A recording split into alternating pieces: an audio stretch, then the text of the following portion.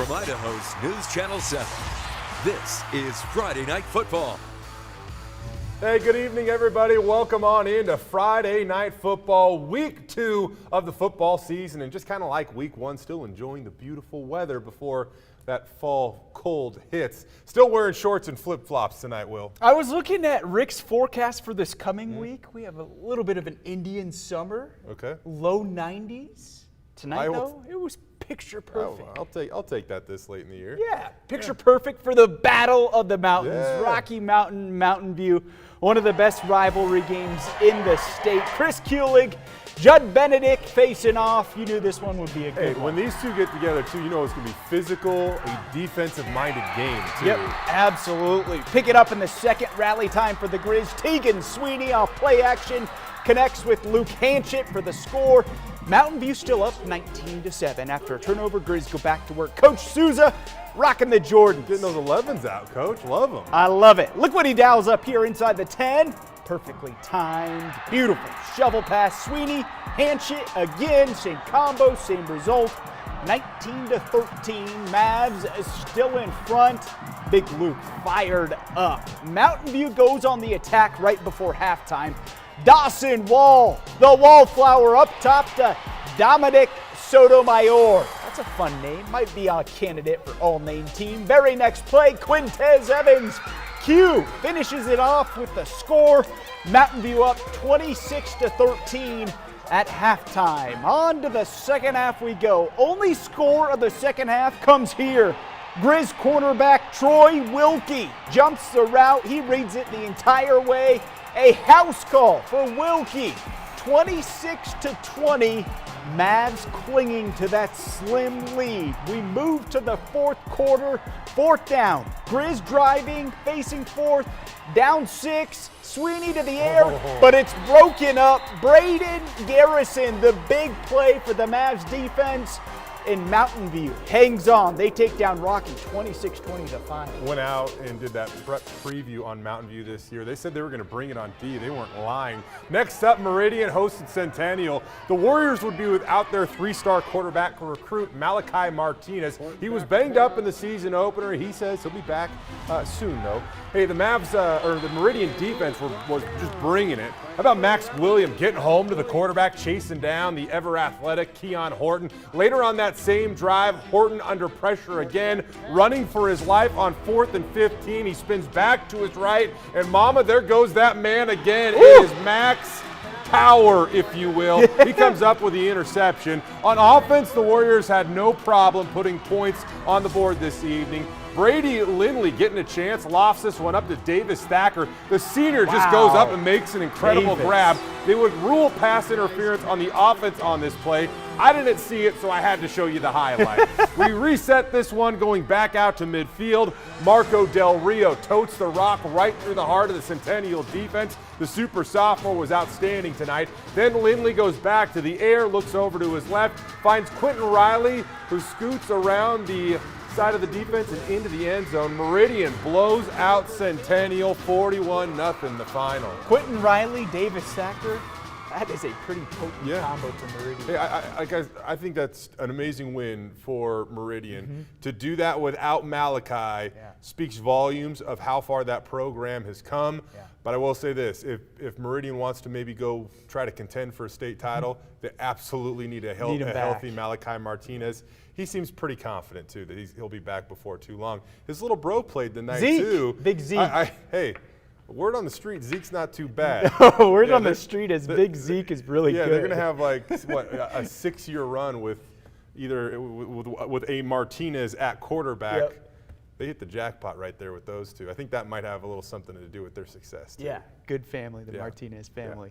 All right, let's head down to Cuna. The Cavemen already down 28-0 against Eagle tonight, but you wouldn't know it from their student section. Going crazy. Just bringing it. How about this? The Cavemen struggling to move the ball on offense, so here they punt.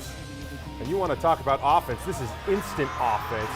He's a transfer out of California. Ian Duarte scored a couple of touchdowns last week against Bishop Kelly. Here he almost houses the punt. Barely gets forced out of bounds right there. There was a holding call on the play, though, so it would push Eagle back out a little bit. The Cavemen trying to respond. They get back-to-back sacks here. That's Brody Bowen that comes up with the first one.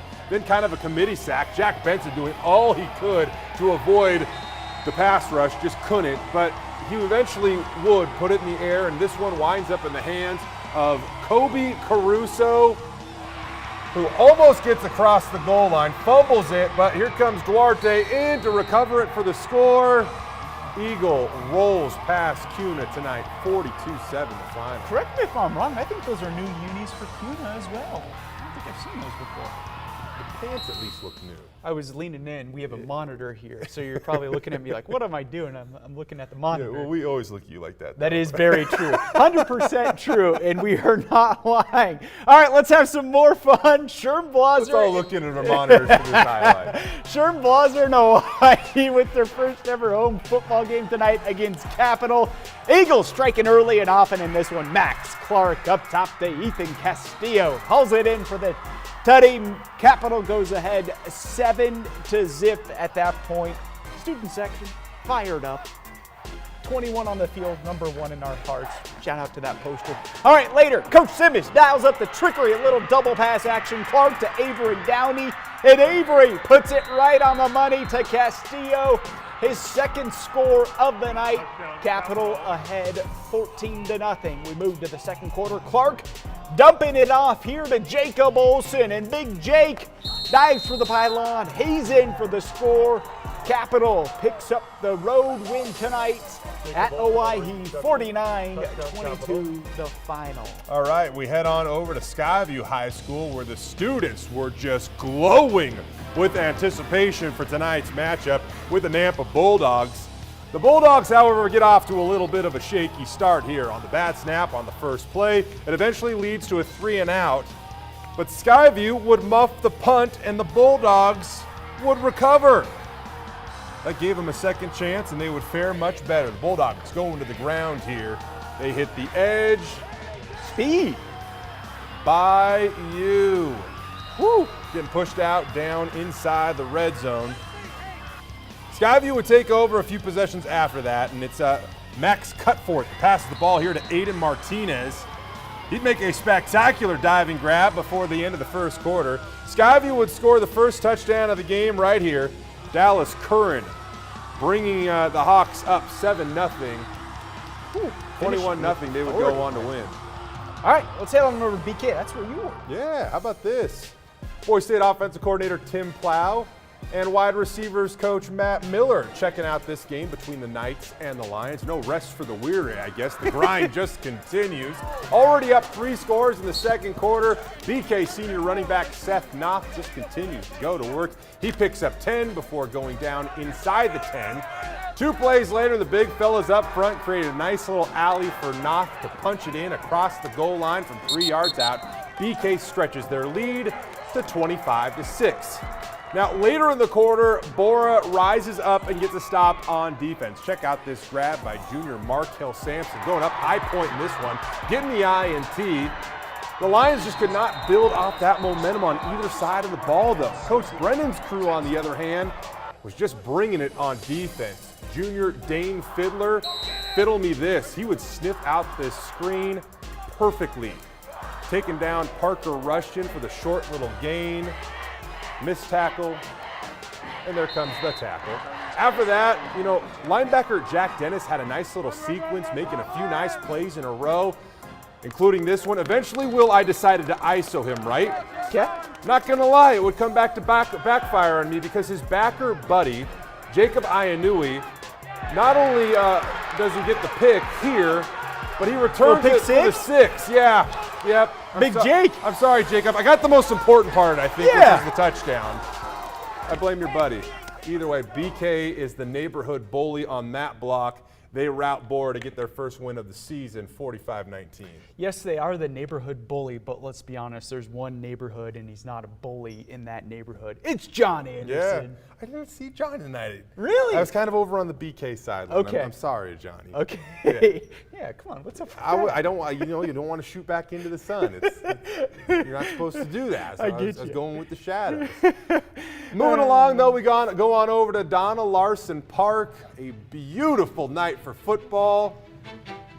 Early in the first, Bora way back at their own 5-yard line. Quarterback Braden Anderson with the short pass to Alex Hess, who takes it all the way to the house. That's Boise's first TD of the night. They go up 7-0, and the crowd proceeds to go absolutely wild, off to the races. Braden's dad is Lance Anderson. He's Stanford's defensive coordinator. Big game against Kansas State tomorrow. Fun fact, you learned something new tonight.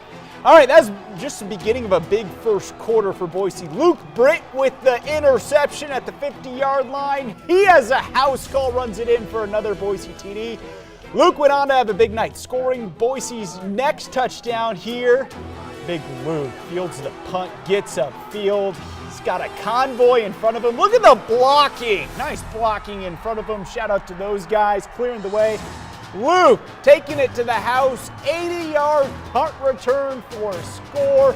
And also, last but certainly not least, a special shout out tonight. We got to show this to you. This is Gordon Salzman running down on kickoff. But Gordon would end the night by scoring his first touchdown on varsity. Pretty cool. That's pretty darn cool. Right? Shout out to Gordon. Yeah, I'm not going to lie. His pops, Gary, works here, and I could see like a tear almost coming out of his eyes. He was explaining to us what happened tonight. Look at that. Big time, Gordy. Big Gordy. time. Congrats, my man. Speaking of big time, Boise big time tonight. 65-18 the final. Look at that. Oh, congrats, Gordy. All righty, where are we heading to? We're heading to Middleton. They were hosting Minico. Huge game in Class 4A. Middleton students showing their school spirit. Pick things up in the third quarter. One of your favorite players right here. Minico quarterback JT Garza handing the ball off to Japheth Bendelay. He pushes through for the first down. Again, Garza to Bendelay. He takes the ball to the 35-yard line for another first down. And shortly after that, Garza hands the ball off. This time, not to Bendelay. It's to Joseph Terry. And Terry gets close to the end zone.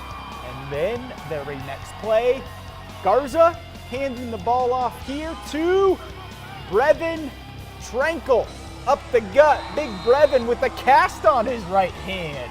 Doesn't slow him down. That tied the game 13-13 in the end. Minico outlast Middleton on the road. Big win for them. 22-13 the final. Heading out to Weiser. Yeah, this is a really good quote-unquote small school matchup, if you will. The Weiser cheerleaders welcoming Emmett to town. First quarter of action, Weiser quarterback Brett Spencer keeps the ball, pushes it through the Emmett defense, takes the ball over midfield, good for the first down. A few plays later, Spencer then hands the ball off to Willie Schurtz. He takes the ball down near the 20-yard line. Big Willie. Nice gain. Look at the big fellas up front just pushing the pile. I saw a pancake or two in there. Next, it's Spencer that fakes the handoff to Caleb Grove. Then he throws the ball to Evan Haggerly. He would catch it for the touchdown here. That's the first score of the night. Ooh, nice grab, Evan. Pretty much the difference maker in the ball game too, Will. Weiser goes on to beat Emmett. 34-28 the final. That's a huge win for the Wolverines. Yeah, no kidding. That's a big win. By the way, grab, Evan. underrated field. Get out to Weiser. Watch them play sometime. Yeah, The Wisconsin logo. My on their alma helmets. mater, my high school alma mater had the Wisconsin logo. Huh. Yeah, and then we got into a big issue because Wisconsin was going to sue us if we didn't change the logo for copyright issues. Okay, well, I guess You learned something new. Well, would you quit tattling on Weiser, by the way? Looking at the monitor. All right, let's get you one last highlight tonight. Last night's action, right? Timberline off to a great start this season. Ian Smart has this program rolling. Hosting Ridgeview last night in the What first are these dual uniforms, threat Will? quarterback Wade Zenner pulls it on the keeper. Nice effort to get in for the tutty. Yeah, 2 thumbs up. Don't you like it? Absolutely. I had Yeah. to walk over to the screen to check Yeah. those out. Yeah, they're nifty. Timberline's defense playing well in this one. Bowen Hickman with the sack. That was his second on that drive alone. T-Line gets the ball back, and Zenner goes to the air this time. He connects with his standout wide receiver, Garrett Lavin. Tell you, he's one of the top wideouts in the 5A SIC as well. Garrett catching it, doing the rest after the catch for the touchdown. What a play right there. Timberline improves to 2-0 on the year with the win. Man, I tell you what, when you have Wade Zenner, an athlete like that under center for you, piloting your offense, what a shot week in and week out. And I believe that sets up a big clash. Next Friday night, Timberline goes on the road to face fellow 2-0 team, Meridian. I was saying there, that's a massive game. Yeah. I mean, for both programs, really, remember Meridian dropped that season opener barely at Mountain View. Yeah. Come back, they win tonight. Yep. Might need Malachi for that game. Oh, yeah. That was a mental error by me. I tried to softly correct it. You just said, hey, Bozo, they're 1-1. No, but hey, if you got to look, if Timberline can get through that game, they got CUNA and Boise in the weeks that follow. That really sets up a massive stretch run to the season where they have Eagle and Rocky Mountain. So and Skyview. Yeah, it could be a wow. Timberline legitimately never went to the playoffs before Ian Smart got there, and now they are just back in the mix each and every year. 2-0 this year, really impressive. As you said, Zenner has been outstanding so far this season, and they got one of the best running backs in the state of Idaho. Arguably the best. I mean, you could argue he is the best running back in the state of Idaho. Taylor Markham is going to be a Montana State commit. Had a highlight of him last night, 20-yard-ish touchdown run, but it got called back, so.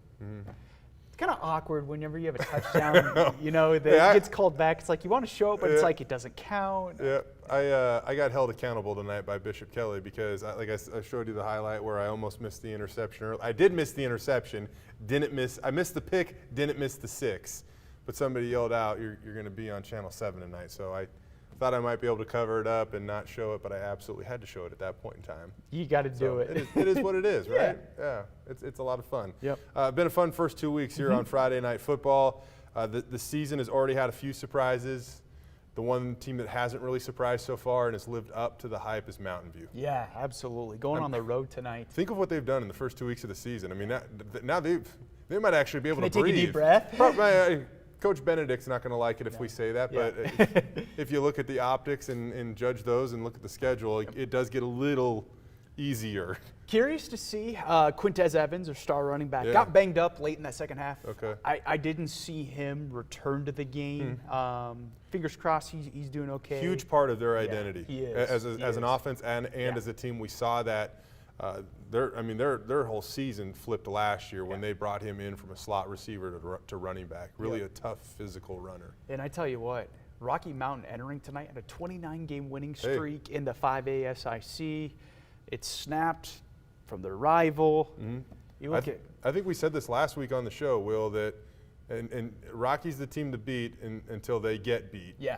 Mountain View now is the team to beat. Yeah. And man, so many teams. I was just going to list Rocky Mountain, Meridian, Timberline, Eagle. It's going to be a fun fall ahead on Friday Night Football. Yeah, man, just kind of looking at this, that was the Rocky Mountain football team. I mean, obviously they've had a couple tough ones to start the season. Oh, we got Eagle next week. Yeah, they started at Highland, got a huge road win, then get a bye, have to play Mountain View, and now they get a rival Eagle next week, Centennial followed by Skyview and Hawaii. So once they get through, the Eagle game, it gets a little more manageable. Yeah. Going over to Mountain View, that is. Next week they get Bora followed by Eagle and Hawaii. So Bora's struggled so far out of the gates, I would say. Eagle still looking to see what they're all about. Hawaii has also been a first-year program that has kind of looked like a first-year program at times. Yep. Yeah. I was just going to say that. Yeah. Anyways, we appreciate our crew here on Friday Night Football for helping us post highlights, produce the show, and everything. On that note, check out KTVB.com because that's where all our highlights live. We got free pizza in the newsroom. We wish we could offer it to you, but it's time to go grab a slice. Devin, Danny, Ray, Max, you guys are the real MVPs. Teresa, Logan, Ali, Gary, and Gordon tonight. Oh, there it is. You got them all, I think. I hope so. Hopefully. I All right, hope so. everybody. We'll see you next week right here on Friday Night Football.